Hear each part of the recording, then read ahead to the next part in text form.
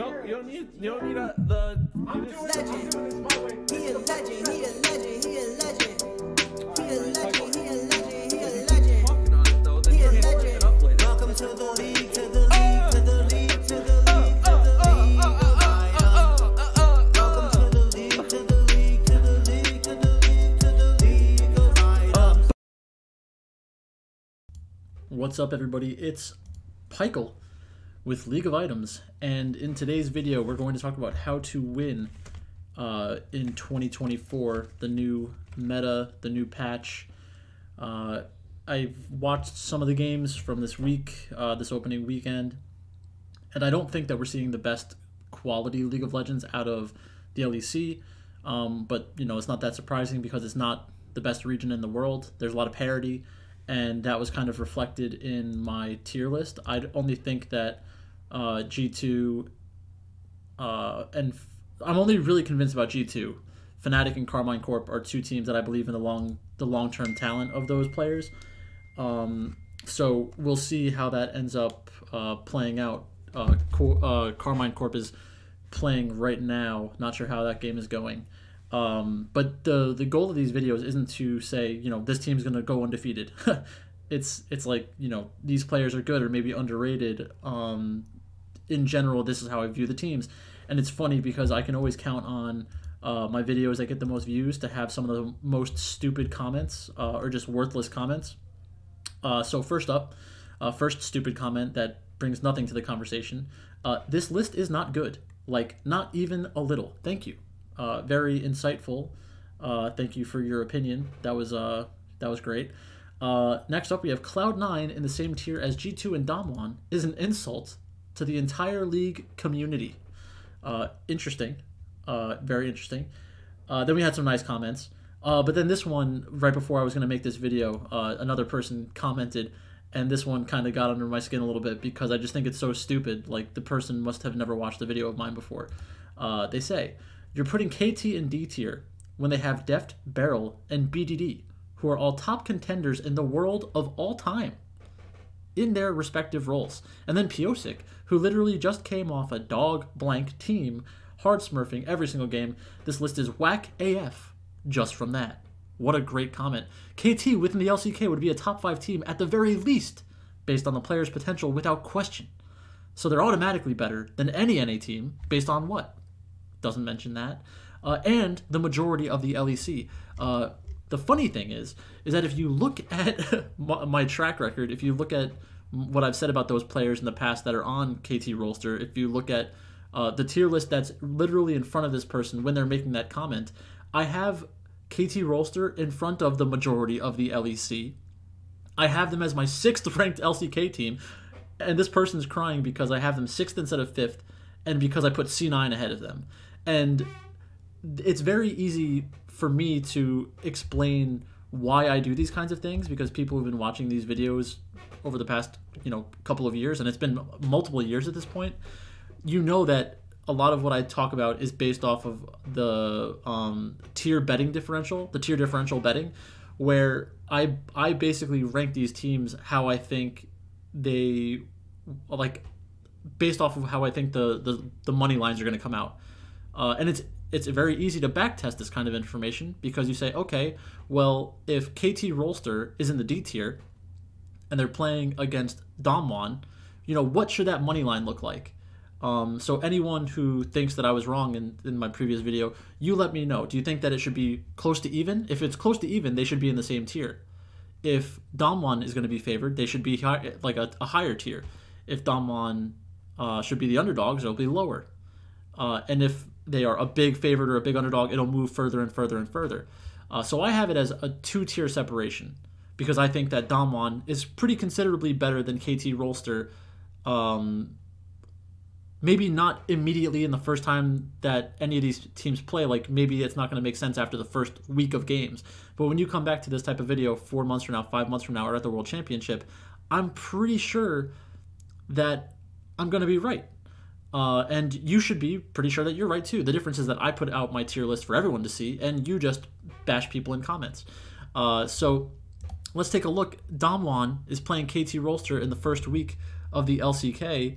You may not be able to see this on your screen right now, but Damwon is the favorite. They are minus 233, and KT Rolster is the underdog at plus 180. If you look at the two-tier differential, it's pretty close. The generic one, without any adjustments for like what the sportsbook is trying to accomplish in terms of getting even money on both sides, and like public perception and those types of things, you would have it at minus 230 to plus 200, and that's basically what we're looking at.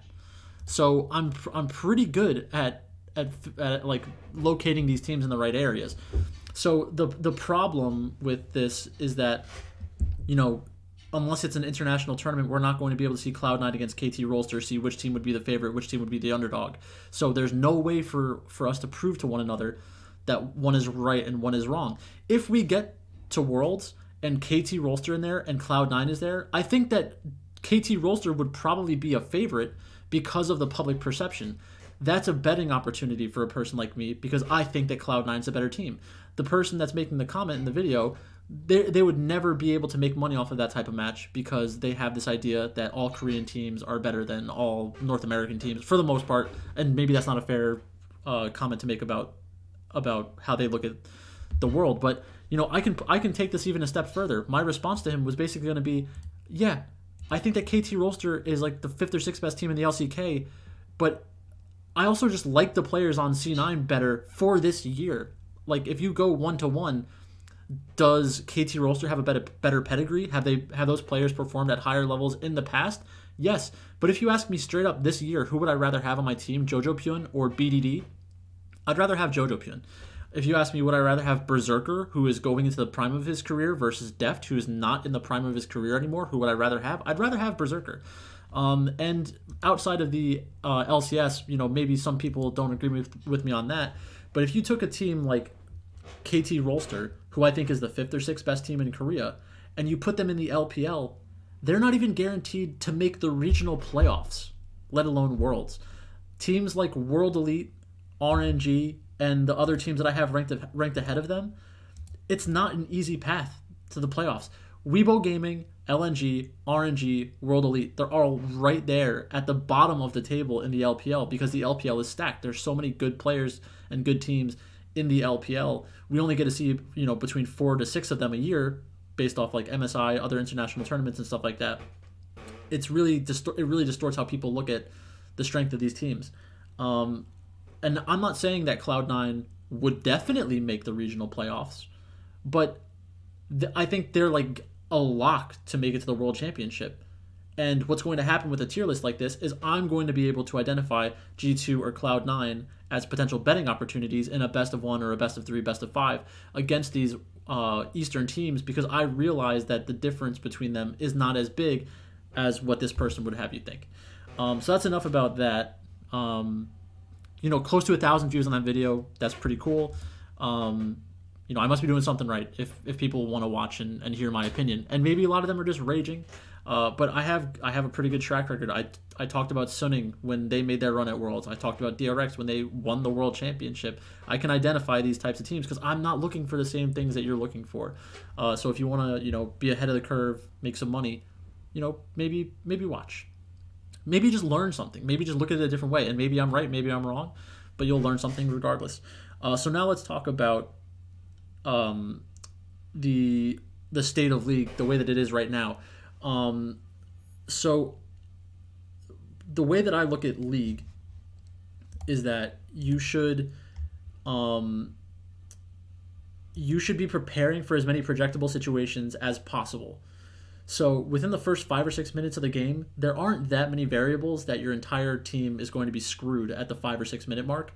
And the reason I'm choosing the 5 to 6 minute mark at this point in time is because of Void Grubs, which I think is fundamentally going to change League of Legends. We've only had this for a couple of weeks at this point, and it's been on the PvE for longer. But most players haven't been playing it for a long time.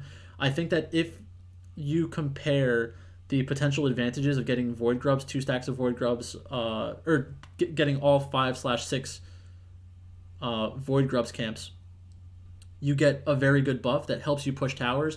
Being able to push towers not only lets you accelerate a winning position, but it can also chip away at a losing position. So the positional aspect of League of Legends not talked about very often, because the community just isn't very insightful like that. If you look historically at the towers, the structures that are on the map, that's very indicative not only of the current game state, but also the future game states.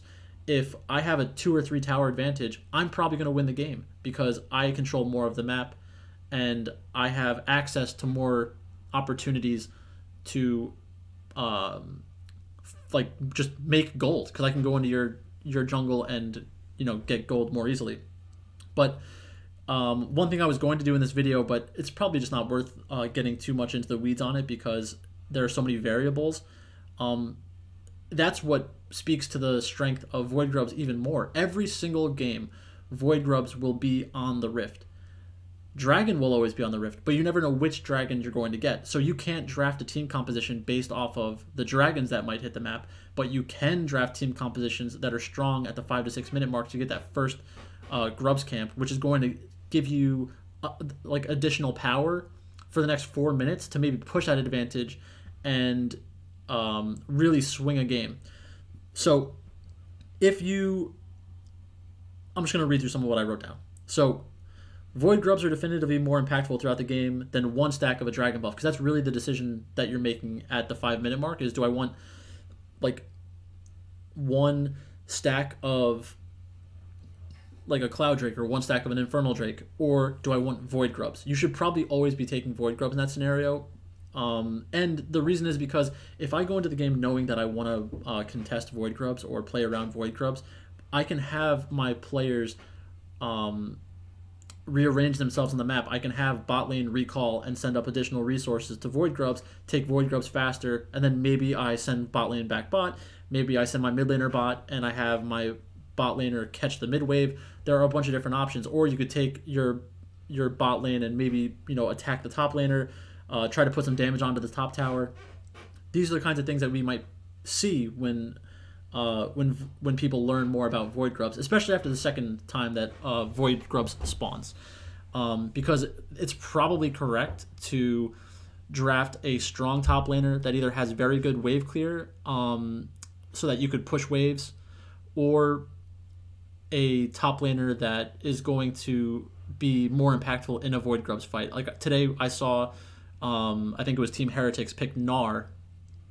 Gnar is the kind of champion that you probably don't want to draft him if you're going to hard contest Void Grubs at the 5 to 6 minute mark, because his ability to be impactful in an early game team fight is pretty low.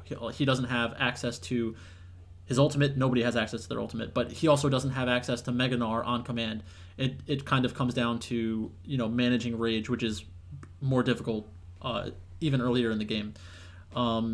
So then I said, Void Grubs equals positional law and can allow teams to build insurmountable gold leads through structures. This gold lead will be translated to combat effectiveness that players can choose, as opposed to semi-random stats from dragon buffs. And that's what I'm talking about. Yes, you can build a team composition that's really good for the mountain rift, but you might not get it. You might not have that dragon appear. And then again, teams should prepare for as many projectable situations where the game hasn't already been decided. And for me personally, I want to always kind of base things off of my team being within 2,000 gold, either a 2,000 gold lead, a 2,000 gold deficit. I need to be able to contest different objectives, because you will probably get into a team fight within 2,000 gold, and those are opportunities to win a game. If you're down 5,000 gold, 10,000 gold, you're probably not going to win the game. You're probably not going to win any team fight. So there's no sense in preparing for that potential scenario. So let's get back to it. So at the 5 minute mark, both Void Grubs and Dragon spawn. So you should draft around situations where your champions can contribute to fights immediately.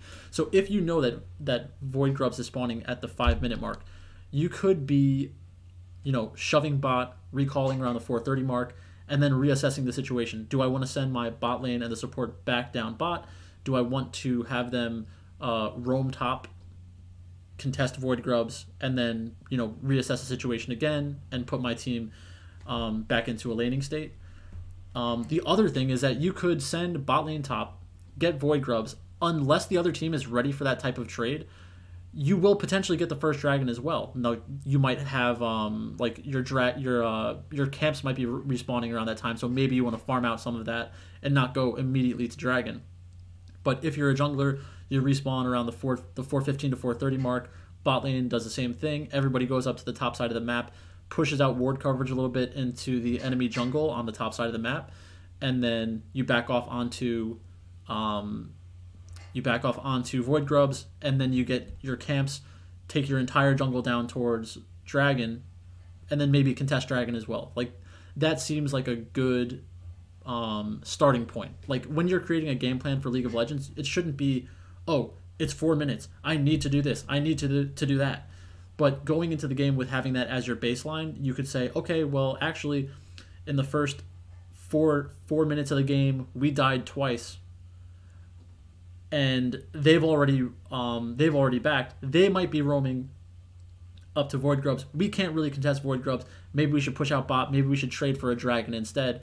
And then, yes, you're making suboptimal decisions because of the game state. It's like, we can't really fight them, and that sucks. But, you know, if you're drafting correctly around Void Grubs, you shouldn't be introducing variants of, like, you know, playing super aggressive in the lane without your jungler being there to help. So there's a way to kind of blend all these things together. This also means that I think in jungle, you want junglers that can do Void Grubs really well, but also provide some type of utility to a team fight, some type of engage to a team fight, or a lot of damage, which is always, you know, a nice thing to have. But then with mid laners, shoving waves and being able to move to Void Grubs, being able to control choke points, all of these things are going to be even more impactful for mid laners.